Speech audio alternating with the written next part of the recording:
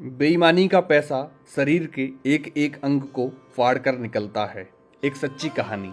रमेश चंद शर्मा, जो पंजाब के एक शहर में एक मेडिकल स्टोर चलाते हैं, उन्होंने अपने जीवन का एक पृष्ठ खोलकर सुनाया। रमेश जी बताते हैं कि मेरा मेडिकल स्टोर बहुत अच्छी तरह से चलता था और मेरी आर्थिक स्थिति भी बहुत अच्छी थी।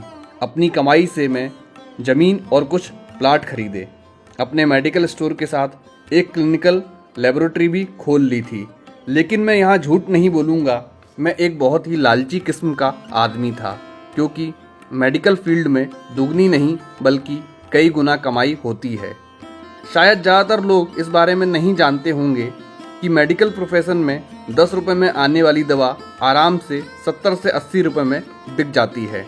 लेकिन अगर कोई मुझसे कभी 2 रुपये भी कम करने को कहता तो मैं ग्राहक को मना कर देता। वर्ष 2018 में गर्मी के दिनों में एक बूढ़ा व्यक्ति मेरे स्टोर में आया। उसने मुझसे डॉक्टर की पर्ची दी, मैंने दवा पढ़ी और उसे निकाल लिया। उस दवा का बिल 560 रुपये बन गया। बूढ़े ने अपनी सारी जेब खाली कर दी, लेकिन उसके पास कुल 180 रुपये ही थे। मैं उस समय बहुत गुस्से में था, क्योंकि मुझे काफी समय जो लगा था उस बूढ़े व्यक्ति की दवा निकालने में, ऊपर से वह पर्याप्त पैसे भी नहीं दे रहा था। बूढ़ा दवा लेने से मना भी नहीं कर पा रहा था, शायद उसे दवा की सख्त जरूरत थी। फिर उस बूढ़े व्यक्ति ने कहा, मेरी मदद करो, मेरे पास कम पैसे हैं और मेरी पत्नी बीमार है। हमारे बच्चे भी हमें पूछते नहीं हैं। मैं अपनी पत्नी को इस वृद्ध अवस्था में मरते हुए नहीं देख सकता। लेकिन मैंने उस समय उस बूढ़े व्यक्ति की बात नहीं सुनी और उसे दवा वापस छोड़ने के लिए कहा। यहाँ पर मैं एक बात कहना चाहूँगा कि वास्तव में उस बूढ़े व्यक्ति की दवा की कुल राशि 120 रुपये ही बनती थी। अगर मैंने उससे 150 रुपये भी ले लिए होते तो भी मुझे 30 रुपये का मुनाफा ही होता।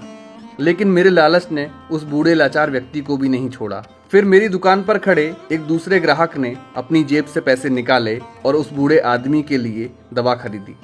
लेकिन इसका भी मुझ पर कोई असर नहीं हुआ। मैंने पैसे लिए और बूढ़े को दवाई दे दी। समय बीतता गया और वर्ष 2009 आ गया। मेरे इकलौते बेटे को ब्रेन ट्यूमर हो गया।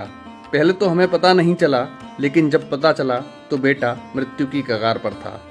पैसा बहता रहा और लड़के की बीमारी खराब होती गई।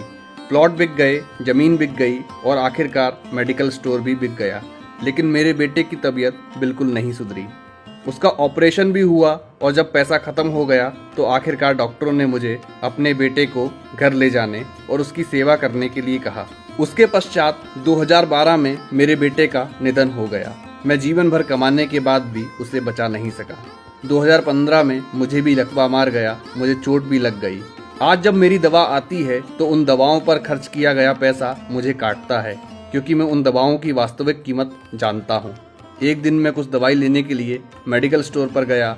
100 रुपये का इंजेक्शन मुझे 700 रुपये में दिया गया, लेकिन उस समय मेरी जेब में 500 ही रुपये थे और इंजेक्शन के बिना ही मुझे मेडिकल स्टोर से वापस आना पड़ा। उस समय मुझे उस बूढ़े व्यक्ति की बहुत याद आई और मैं घर चला गया। दोस्तों, ये कहानी हमें सिखाती है जीवन शतरंज के खेल की तरह है और यह खेल आपके साथ ईश्वर खेल रहे हैं। आपकी हर चाल के बाद अगली चाल ईश्वर चलता है। जैसी करनी वैसी भरनी, आज नहीं तो निश्चित कल।